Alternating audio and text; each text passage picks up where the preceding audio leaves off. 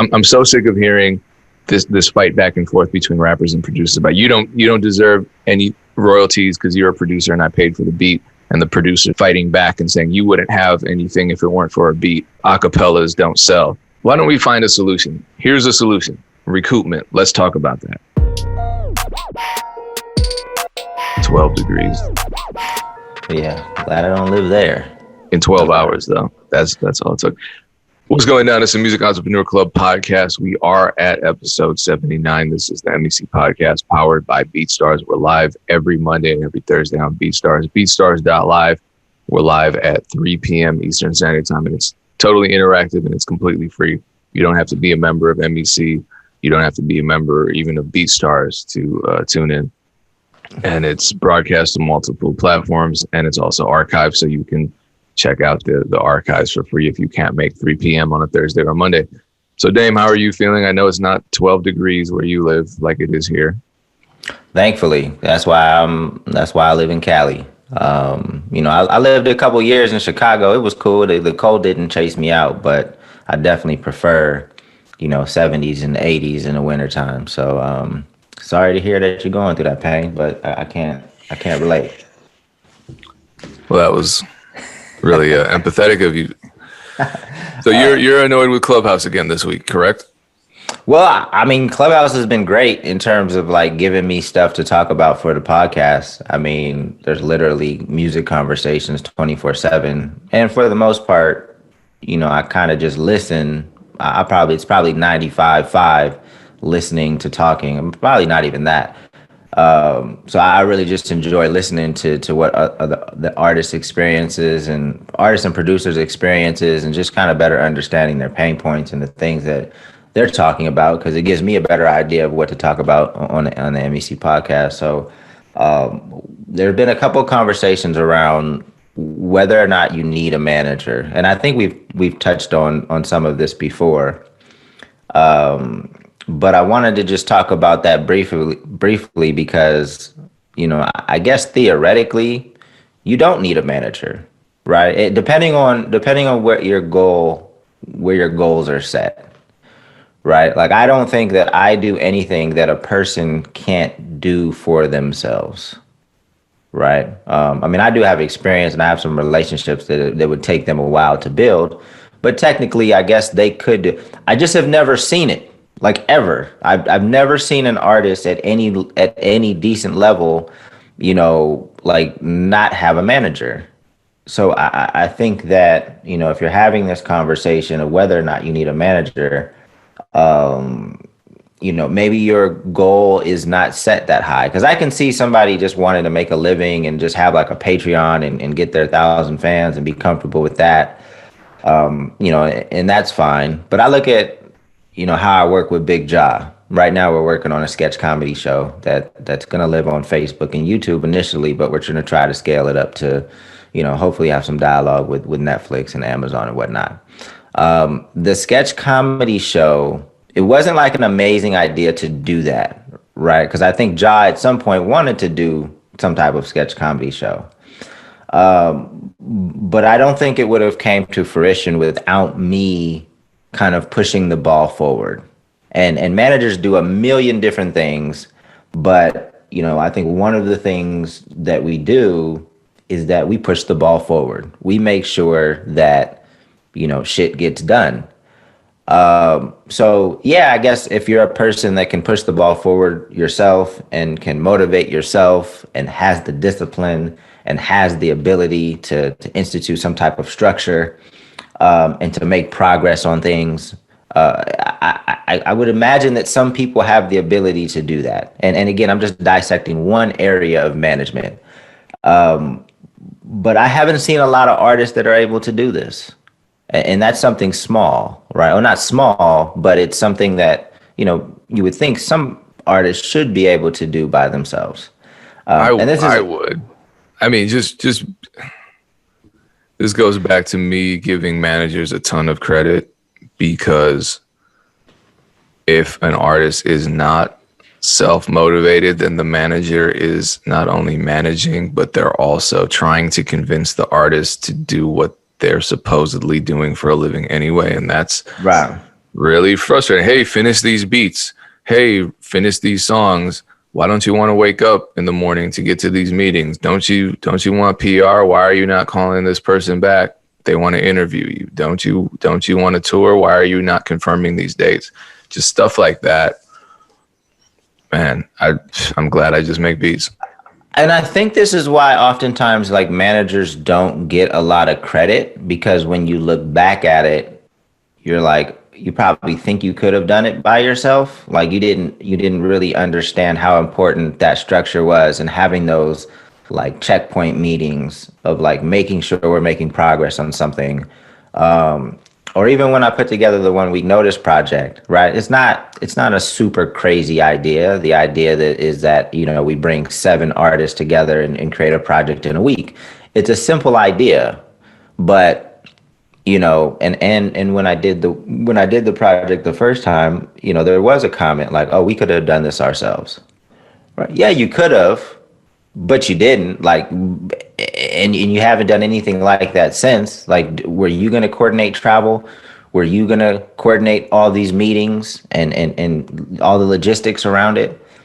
So yes, I think, theoretically there could be an artist to a certain point. I mean, once you get to a certain point, you definitely need help. You definitely need help. But let's stop having this conversation because it's disrespectful to managers, good managers. It's disrespectful to people that really, invest a lot of their time and energy into helping you realize your dreams. Right. Like, I'm so happy that Big Ja really respects, what I do and appreciates what I even got an unexpected bonus. Like, he sent me some bread this Christmas. I saw the invoice. I saw that the money was coming to my account, and I hit up his business manager and I was like, "Look, there was some money coming to my account. I didn't send an invoice, so I don't know where this money's coming from." And she was like, "No, it's a bonus." I was like, wow. Like, I've never been in a partnership like this. So I'm super appreciative. And so I wish people would stop having the conversation about, do you need a manager or not? Theoretically, no. But there's a lot of shit that wouldn't get done without having somebody solid by your side that, gives you that structure and continues to kick the ball forward, picks you up, motivates you, and calls you out on your shit when you're not pulling your weight. So yeah, managers do more than that, but let's stop having that conversation because I've seen it, probably 2 or 3 times in the past week. And yeah, that's what I like. Well, I mean, I see it all the time. I mean, it's like it's the same as one of those conversations where people are asking, do you need to sign a deal, or would you sell your masters for 100 million? And you have all these people who get like 10 streams a week saying, I'd never sell my masters for 100 million. It's like, okay, sure. I don't this is not a conversation that you need to be having. These aren't even thoughts you need to be having when I mean, it's like asking someone who just started playing football yesterday what they would do in a Super Bowl scenario. And it's like, no one, why are you spending your energy on that conversation? Like with the management conversation, if you're at the point where you're not sure if you need a manager, then that's not a conversation for you. Because when you're at that point, you'll be overwhelmed. You'll know exactly what your overall approach as a musician is lacking. Like for me, if I'm constantly getting inquiries, and this is a big point of concern for me recently that wasn't around like 5, even 2 years ago. Companies contacting me for brand partnerships and influencer marketing and that kind of thing. Unless it's done through a third party company, which it is often done, and that's how I partnered with some companies. If a company is contacting me directly and saying, hey, we want to pay you for a social media post. We want to send you a product sample. We want to review that kind of thing. And they make an offer. Chances are that offer is going to be pretty low, and I don't want to take it. So what do? Just turn it down and, kill that relationship, or say no thank you, or just not respond and also kill that potential relationship. I've just been contacting someone who, and I need to have him on because all of these topics about management speak to his experience. Is just have him reach out and negotiate on my behalf. And, within a couple of days, he contacts me and says, okay, here's the deal. This is what they need. This is what I negotiated. And it's way better than what I would have had patience to create myself. So it's like, yeah, do I want to kill a relationship and not make a cent? Or do I want to, make more money than I could have made myself off of a negotiations process that I didn't have time for to begin with, and create potentially a long-term branding partnership? I feel like the answer is obvious. So yeah, I'm the guy that's all about, doing it yourself. And we've had conversations, debates and all that, where I say, you don't need a team and you don't need this and that. And I've even said, you don't need a manager, but in these scenarios, I will be the first to say that I absolutely do need management at times. And managers help out, and good managers, again, yeah. If you have somebody that's lazy and doesn't really understand management and can't connect some dots, then that's not who I'm talking about, but there are so many different ways in which managers add value. And what you're talking about, just building healthy relationships with potential brands. I mean, I have a lot of experience with that with Ja, because a lot of brands reach out, and sometimes brands will reach out. And like you said, that first offer is probably, not something that is exciting, right? Because I think people reach out to Ja and they throw out something, and I let them know, look, we're working on a lot of stuff. We turn down a lot of stuff, and I think a lot of brands they're really trying to get information about like how other brands work with you and what is your real price, right? So like a brand will reach out to us and say they want to do something for $5,000, and I let them know, and I'm like, look, Ja is real busy. We're working on other stuff, and sometimes he just doesn't want to do it because of the brand. But like, I will pass on it, but we'll maintain the relationship, because I think sometimes they need to see like, look, I'm serious. We'll pass on it because we're really at another level. Like I'm not lying to you, but I'm going to be respectful, and I'm going to continue to keep you updated on what we're doing. But just maintaining those relationships is super valuable, because, now that we're putting together the sketch comedy show, we went back to one of our brand partners, and I was mad at myself because they said I threw out a number for them to present the whole show, so that we would only have to deal with one brand for all the episodes. They said yes so fast that I kicked myself. I was like, shit, like I should have said a higher number, but we could have probably extracted a little bit more value, and we're still negotiating because there's some things that they're adding that, that we will be able to get that number up. But had we not, they love what Ja does, and that's first and foremost. But I also think that they really appreciate our communication and the speed in which we communicate, and the accurate and how accurate we are with getting things turned around and timely. That's crucial, and that's something that a lot of artists aren't the best at. I've probably seen a handful of artists that manage relationships well, but that's another area in the list of probably 1,000 things where a good manager can add a lot of value, and it translate into actual dollars. Hey, no disagreement from me.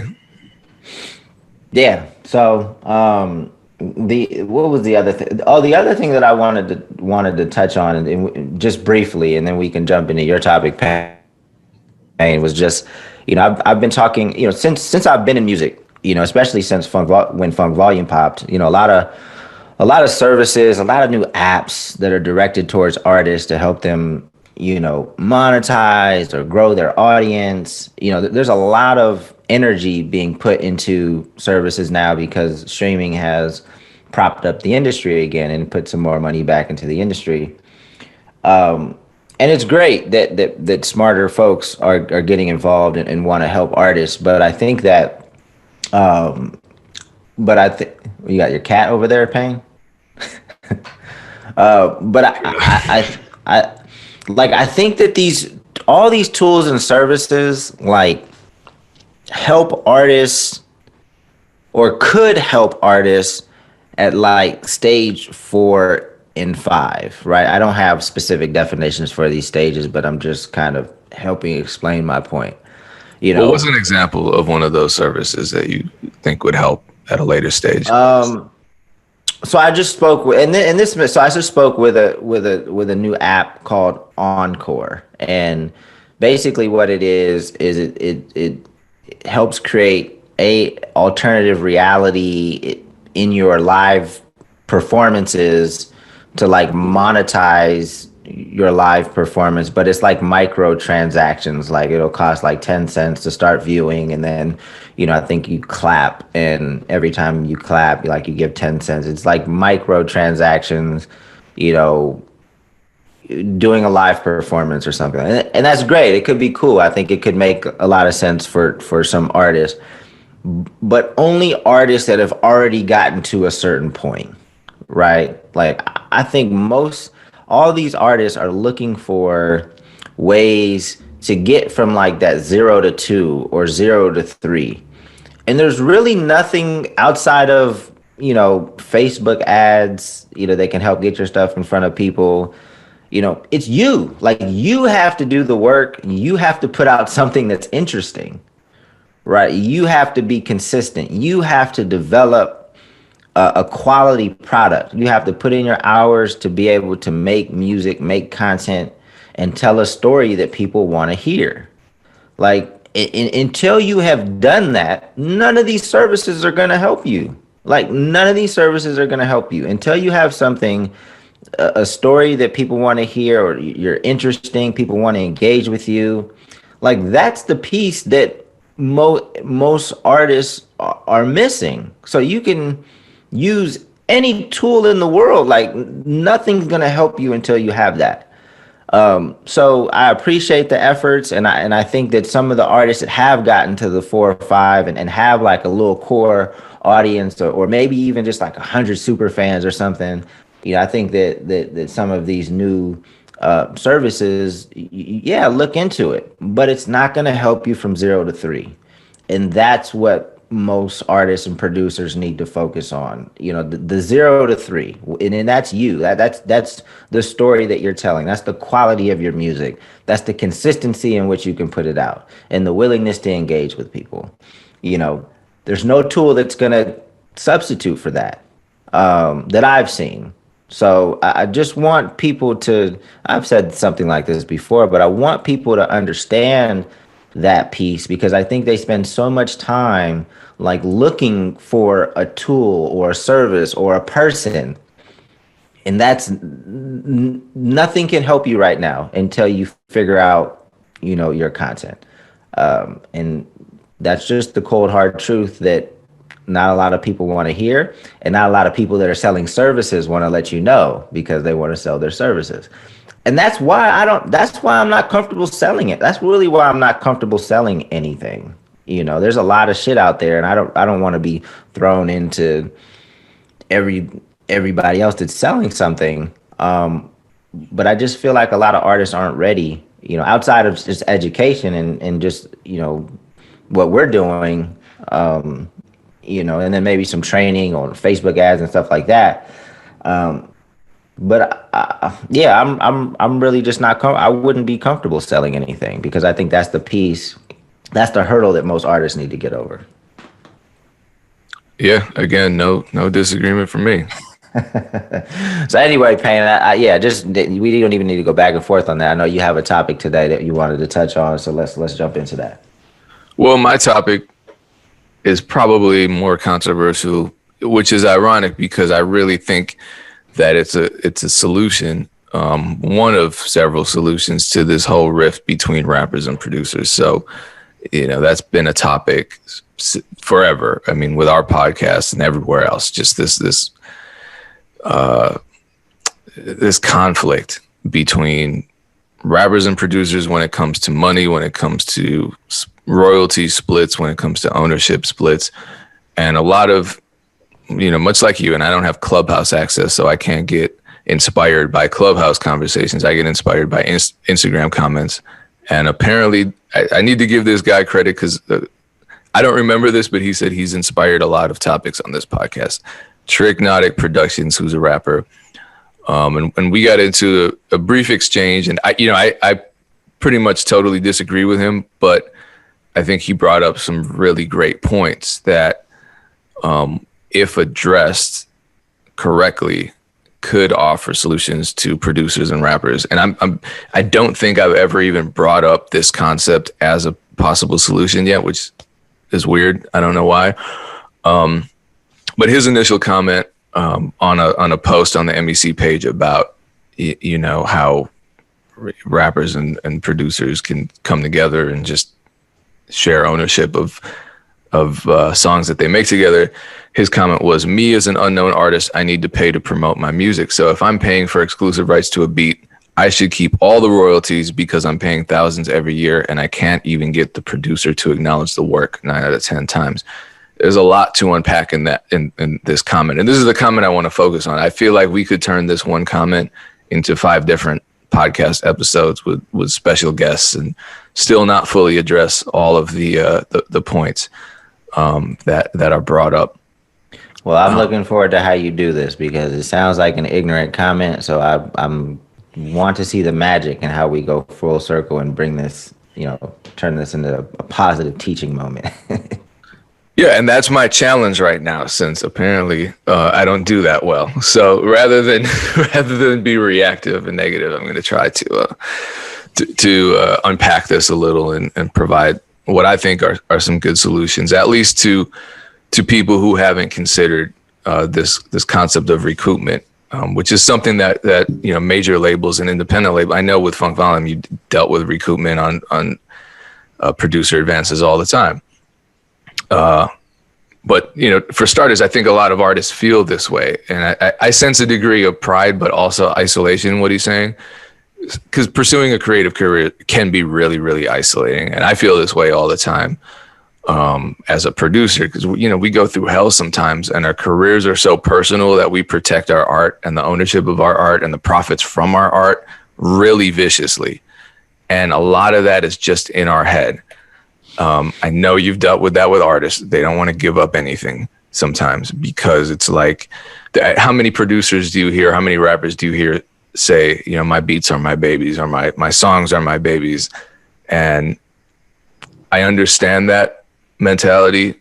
It can also really be destructive to a creative, especially when we're collaborating with other creatives, because we're so focused on our own struggles and our own personal connection to our art that it gets hard to put the needs and struggles and value of our collaborators into perspective. So if I'm making a beat and, my whole career, horrible things have happened. But yeah, really awful things. I've experienced horrible things in the music industry. I've experienced beautiful things in the music industry. So I could use all the negative stuff to inform me and say, you know what, I deserve, because I've gone through all this other stuff, I deserve as many royalties and as much money as I can get out of this situation with this rapper. And then I go into that situation trying to just take, and I don't even care where they're coming from, because maybe they experience the same thing, and maybe all we need to have is an honest conversation. We can meet each other halfway and compromise fairly. But if I'm completely informed by my negative past and what people have done to me, I'm going to approach that situation already in this defensive posture and just try to take. So, and I'll say producers, to his point, excuse me, that a lot of the producers he works with don't, quote unquote, acknowledge his work. And therefore I think he's frustrated with that. You know, if he makes a song to someone's beat and they don't tell him how amazing it is, maybe he feels like they shouldn't get any royalties off of that if they don't even like the song. Well, that's not really what the service is that you're paying for. I think another thing is people think when they're paying for a service, they're paying for some kind of personal connection to that person, and that you can't force that. It doesn't happen. So I will say, to his point, that producers absolutely need to do a better job checking in with the artists they work with and being more responsive. And that's a major problem in the producer community. We've talked about this extensively in some of these MEC BeatStars sessions, specifically the ones that I'm doing with Jay Lynn and Lucian Parker, where their biggest concern, and when we were on tour, rappers' biggest concerns about producers is them just not getting back to them, you know, and that's one of the easiest problems to address. Producers, just answer your messages every now and then. So anyway, he echoes a sentiment that a lot of recording artists are stuck on, which is because they're unknown, they need to pay a bunch of money to get ears and eyes on them. And I look at artists who say this and see a million things they need to do before investing money on their marketing. How many are like you said earlier, a lot of artists need to go from 0 to 1 and from 1 to 2. And a lot of artists are trying to go from 0 to 5. And so something like Spotify ads, I'm going to throw $1,500 in the Spotify ad. And that's what I have to do as an unknown artist. And they do that, and they don't post on Instagram for a month. They don't post engaging content on YouTube. And I see these artists that feel this way, that say, I'm investing all this money into getting more plays. I'm investing all this money into advertising my song. And I look at their social media, and it's like, maybe you need to make better music. Your quality needs to go up. Your music video quality needs to go up. Your visual branding needs to go up. You need to post more engaging content instead of just continuing to post music and try to force it. Like, there are so many factors that determine an artist's success, and I will die on this hill. I will die on this hill. Money is not even in the top 10. If you made a list of the 20 things an artist needed to succeed, for the vast majority of them, a big budget is not even in the top 10. And I don't, maybe money or a big budget. Like, what is? I think it's just, I'll refine my statement and say it's a major flaw to believe that money is a prerequisite to success for an artist in the music business. Yeah, I think we can agree on that. Yeah, I don't think it's the biggest determining factor. Yeah, I mean, I've just seen so many artists do so much with so little, or at least get started. Where I would agree with you, but I think artists and producers a lot of times are looking for a reason that they failed. It's not their fault. So a lot of times they're like, I just didn't have the money. Right. Yeah, and I agree. And, I'm never going to say don't spend money, because let's say your visuals aren't good. Well, you need to be more honest with yourself, and you need to allow people to be honest with you. If someone says, oh God, this video looks terrible, maybe hire someone else to do that. Stop doing it yourself, because a lot of artists, that's an additional source of pride for artists. So I think a lot of them are just, learn how to do it. Even this podcast, recently hopefully people have seen that we've upgraded the quality of our video. Payne told me how to do it. Yeah, I had to have the money to be able to buy my point is it didn't start out this way, right? Like, we just hopped on Zoom and started talking and used our webcams that we already had. Like, and then over time you learn, hey, we could do this a certain way, or we can do this better. And you will need to invest in your career here and there. But, I think the big budget thing, you just start and improve over time. And sometimes it's investing a little money, but sometimes it's just learning how to do things better. Yeah. And I mean, I just think it's a problematic way of thinking. So the next point is, really something I want to talk about. That's the heart of the conversation, is that when he says he's paying thousands every year to promote his music, and therefore he should keep all the royalties. That's a problematic way of thinking, in my opinion, because he's promoting his own brand, he's promoting his own music.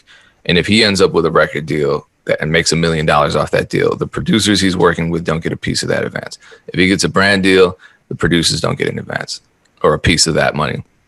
If he goes on tour, the producers don't get his show or merchandise money. But as co-creators of the song, they should have some ownership. But here's where I give him a lot of credit. If he's investing in these songs, does he deserve to make that money back before paying the producers? That's a mentality a lot of people have. I'm putting the money up. Why am I paying you when you didn't put any money up? Right? And I would say, yeah, he does deserve to make that money back. Absolutely. But this isn't a new concept. It's called recoupment. A lot of people think it's this one or the other thing. Either you give me a free beat and you'll get royalties, or if I put some money up, you don't get anything. That's not how it works. That's never how it's worked. And that's a really bad way of looking at things, because it's just like, we know that life isn't about binaries. We know it's not just one or two options. So I don't know how long recoupment has been a concept in the music business, but it certainly predates me in my life.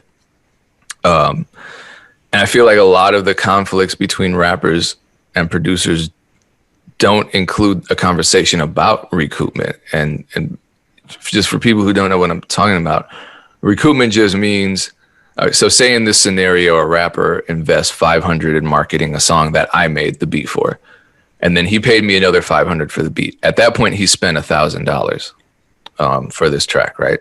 And so he decides that since he already spent $500 for the beat and $500 on the marketing, I, as the producer, shouldn't get paid any of the master royalties until he's made his $1,000 back. And for me, I'm cool with that. 100%. I don't have a problem with that at all. I mean, this is how all the major labels and the indies work. They recoup their costs. They've been doing this forever. It's not new. The way they do it is convoluted and problematic, and we've talked about that a lot.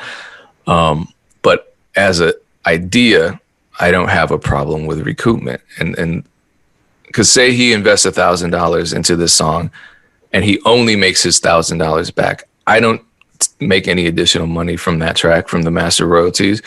And I'm not mad. Not every song takes off. And at least I got paid for my time and my talent when I sold him the beat initially. But say the song hits 10 million streams, right? He makes back his investment. And would it be fair if he's now starting at zero, just like me, and I don't get anything? I don't even get 10 or 20% of something that I made 50% of? Nah. And I feel like in a recoupment scenario, if it's done fairly, everybody wins. The rapper wins way bigger because he's making more money and his brand is more elevated than mine as the producer of the track. And he's getting more opportunities if the song is a big success. And for me as a producer, I win because I'm still getting paid for my time and I can continue making a living and supporting myself and my family. Now, I don't know, Dame. Am I crazy? Does this seem reasonable, unreasonable? No, it's reasonable, but what I'm thinking about as you're talking is, how does an indie artist like manage this, right? And this is where you're gonna need the support of a manager, or if you're a bigger artist, there's companies that can help you do royalty accounting. But if you do go to a recoupment, let's just say I have 100 songs out, is the artist gonna remember to go in and be like, okay, have I recouped on this song yet? Oh, I did. So let me start paying out royalties here. And if you're using DistroKid, obviously you can pay out, you can distribute master royalties to however many people you need to pay. But if it's a recoupment situation, and you need to make $500 first, are you tracking the song to $500 and then making the adjustment so that after that, the percentage that was agreed to get sent to the producer starts flowing his or her way? Well, that would be right? The easiest way. I mean, yeah, but I'm just letting people know, like, yeah, I think this is great. At the end of the day, you guys need to just have be on the same page, needs to be transparent, and you need to follow through on whatever the agreement is. I'm just saying, like, if it is a recoupment scenario, it adds another step as opposed to, just setting up the percentages from day one and just letting DistroKid handle it on the master side. Well, no, and I agree. Simple. It's a simple concept, but like, let's just say I have 1,000 songs, and now I'm like trying to track like which ones have recouped, which one hasn't. When do I turn on their royalties? On beat, if you're just, because on BeatStars you can do the same thing. BeatStars distribution, you can do the same thing. So would you go back? It's just another, and it's a simple concept, and technically it's easy to do, but it's one of those things that, like, artists have a lot of things that are easy to do, and I think that's the problem, right? Like, they all start stacking up. It's like a bunch of little things that you're supposed to do, and there's so many of them, and if you're not organized, you're probably not going to do a good portion of them. And this could be one of those things. So you can, say 6 months goes by and you're like, oh snap, I was supposed to start paying because this song recouped and I didn't. So yeah, long story short, I mean, I think it's awesome. I think we have the tools to set up any arrangement in a fairly easy way. It just needs to be communicated, documented, and followed up on. Yeah, what an excuse, right? This is hard, so I'm not going to do it. And, it's one of those things. It's like itemizing your taxes at the end of the year. It's hard. I don't want to do that. Are you running a business or not? Yeah, I can see a scenario in which an artist says, yeah, I'm not trying to do all that. Okay, then how serious are you about actually having a music career? Because no matter what, you're going to have to do that. At the end of the year, you're going to have to file your taxes. And that's an arduous process. So it's, to me, the easiest thing in the world to check your BeatStars distribution statement. And BeatStars distribution is one of the few distributors that allows automatic splits, which is crazy to me that they all don't do that. But for now, stick to the distributors like BeatStars that do allow this. To just check your statement and say, okay, this song didn't recoup, this song did. Let me just put the producer's percentage in. Okay, it looks like because I invested $500 in this track, I've made $600. That's very easy math. I owe them $50 because we have a 50. No, so Payne, I don't think the issue. I agree with you. Like, I don't think, because in isolation, when you just talk about this, it's easy, right? But then, all right, let's go to my social media duties, right? Right. I have to be consistent on TikTok, and if TikTok was the only thing, then that'd be no problem. But then I go to Instagram, and I have to maintain some level of consistency on there. And come to find out, Instagram has like 6 different services. So I have to be active on live and stories and in the feed and IGTV. Oh, but wait, I have to be active on YouTube as well. So I'm posting to YouTube. YouTube has a new service called Shorts. Maybe I should try that out. And they have stories. Maybe I should try that out. All of this stuff is easy in isolation, and this goes back to, the importance, or what a manager can help provide, is just a little structure to manage all of this, because nothing is rocket science if we're just looking at that task, right? Right. The issue is the amount of tasks, and just being an entrepreneur, there's always something you can add to the mix. There's always something you can add to the mix. There's always something that you're not doing or that you can do better. So I think that layers on a lot of stress too, because even when you're like not doing anything, or for me, even when I'm not doing anything, I'm thinking of things I could be doing. So yeah, I think what you're saying makes a lot of sense. You really just have to have a system and structure for how you do things, right? So maybe a certain day of the week is social media content and you're scheduling and putting together all the content for the next week. The next day is more administrative and you're looking into, your accounting and stuff like that. But breaking up days like that sometimes doesn't mesh with your art. Some artists can't turn on and off their art. Sometimes Sure. art just comes to them. And if you're one of those artists, then the hell with that schedule that you just set up, because you're going to feel some type of way and want to create. Yeah. Right? I mean, if you're behind, you're behind. You just deal with it. You take responsibility for it and say, okay, you know what? You're right. I haven't paid out my royalties for the last quarter. I'm just going to do this now. I mean, it's the reason why people don't stack most reasonable people don't say, you know what, I'm going to do the laundry on Saturday. I'm also going to vacuum. I'm also going to take out the trash. I'm also going to do the yard work. And I'm also going to wash all the dishes all on Saturday, because they're going to get through 2 of those tasks and get overwhelmed. I don't know. Life is hard. This is me not being emotionally intelligent or nice. This is me being a mean jerk, but life is hard. I don't really care that much that it's hard to do accounting. If you claim this is your business, be a business. If it's too hard, find a way. I mean, or don't.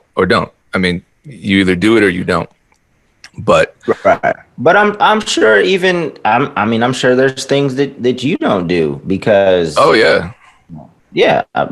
I mean, I think there's things that we all don't do that we can be doing, but whether it's laziness or whether it's a calculated decision, like this isn't going to add as much value as as the time that it's taking to do it, whatever the reason is, I think we can all get better. Even if you have a nice system, things are going to change. There's going to be new things that pop up that you have to do, that you have to add to your system and how you work. So yeah, man, being structured and having like a system for how you do things, I think is so important. And I think more artists can implement a system, but I've seen a lot of artists just be like, well, I'm an artist and I don't do that. Like, my brain doesn't think that way. I was like, yeah, it does. Like, get on Google Calendar and start, putting some structure in your day. Like, stop using the I'm an artist excuse, because, that's only going to keep you on level 0 and 1. Yeah, it is. I mean, if you're an artist, just be an artist. But a lot of people try to do both. Like, this is not, I'm not saying that this is what the guy in the comment section said, but say there's someone who's like him saying, I don't owe my producer shit because I put in all the money. I'm investing. All right. And then you say, well, you got to maybe recoupment is a solution. No, I'm not trying to do all that accounting. It's like, wait a minute. So you're going to invest. You're going to play the role of a label, but when things get a little bit difficult, you're going to say, nah, I'm an artist. You can't do both. I mean, for me, I don't have TikTok in my schedule. So I'm really not doing well on that platform at all, because I haven't quite figured out my strategy yet. And like you said, it's a calculated decision. What's more important to me right now? Maintaining my BeatStars catalog. So I'm focusing more attention on that. But that's on me. Like every day of my life, I'm looking at TikTok and saying, God, all these other people are doing really well on that platform. I need to work on that. But every day that I make a conscious decision not to sit down and strategize, all of that falls on me. I got to eat all of that that lost time, all of that momentum that I have to rebuild, all of that missed opportunity. That's on me. And I can't cry about it to anybody. I can't. So anyway, long story short, with this guy in the comment section, I presented recoupment as a solution. He says he disagrees, and he says the only royalties a producer should get are the ones they directly generate. So he said, unless a producer can prove that he got me this many streams by advertising the song, then he's not getting shit. So I was like, well, best of luck, man. I'm not doing that. You can't. That goes back to did we have this conversation about overvaluing your contribution to a project, where it's like, well, if I I did this part of I the don't know if we've song. had that conversation, but we definitely had the conversations about letting these idiots take too much of our time and addressing these fools. See, I'm trying to be cordial here. You're playing all the things that people say about me being me. Now, now you're taking on. All right. Well, I didn't I call him mean, an I idiot. think I get like cats like this are not gonna do well in the music industry. Like they're gonna fold and probably quit within the next year or two, um, and that's not who I care to talk to. Um, so I mean, I definitely think some good points came out of it. And we kind of tied it back to the structure and the management conversation that we started. So that's cool. But yeah, people like this won't be around long. I mean, he probably doesn't have much success in the music industry now, and I can't anticipate that he's gonna win anytime soon with his approach and mindset to this stuff. Yeah, but he could. I feel like when you get to the next level, your perspective has to change. I mean, and your environment and the context around you matters, and it will affect the way you operate. Well, he not getting to the next level with it, like. But it could happen. I mean, like maybe he puts out a song that just catches on, and all of a sudden, every offer he gets looks similar, and he's looking at these terms, and maybe the terms in the agreement are terms that he would have never thought he would want to accept, but he sees that that's just what the landscape is, and says, you know what? Fine, maybe giving 20% to a manager isn't that bad because I'm going to be making a lot more, and that alleviates a lot of my workload. And at that point, it hits him, or he has an epiphany and says, you know what? Damn, maybe I was wrong about this thing. I mean, that's happened to me. Well, if it can happen to me, and I'm stubborn as hell, it can happen to this guy. The last thing I'll say is that I would just encourage everybody to keep an open mind for things that you don't have much experience in, because I think that you need to see it, like you need to see somebody in a healthy artist management relationship before you're like, okay, I understand. Like, and it's unfortunate, that you because you probably wasted a lot of time in the process, right? Because you never know when you're actually gonna witness it firsthand. A healthy relationship that, where 1+1 = 10. Where somebody's working with a manager and you've seen, obviously it's not all attributed to the manager, but you see a healthy relationship and then you're like, oh, I get it. I need to find somebody that works where we have that dynamic and that, compatibility. So once you see it, you kind of know what to look for. You know that it's real. So, yeah.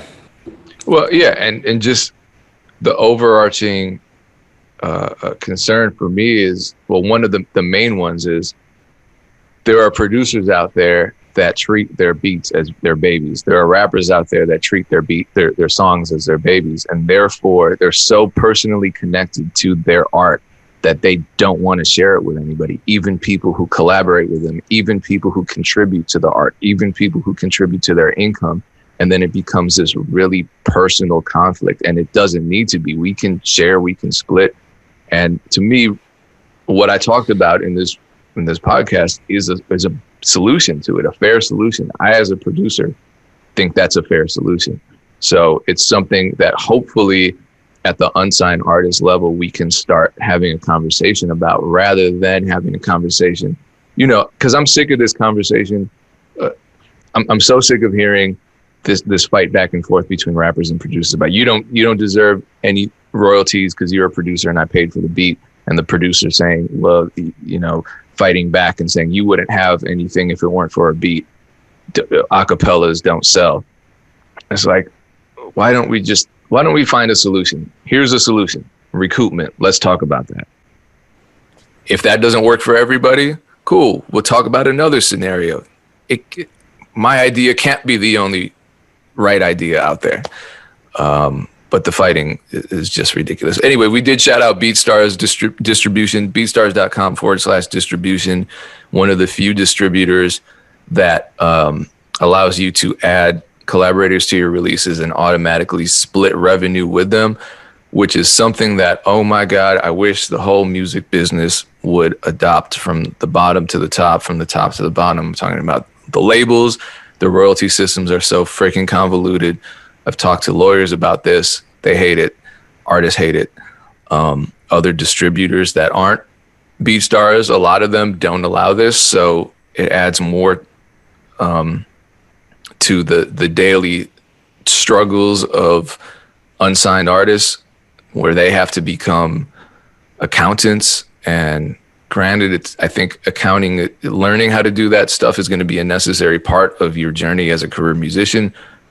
But you do want to minimize that and allow yourself more time to work on your art and your creative endeavors. So I'm happy to see distributors like BeatStars including that as a feature, because it makes my life easier. It makes rappers and singers' lives easier. Trust me, it really does.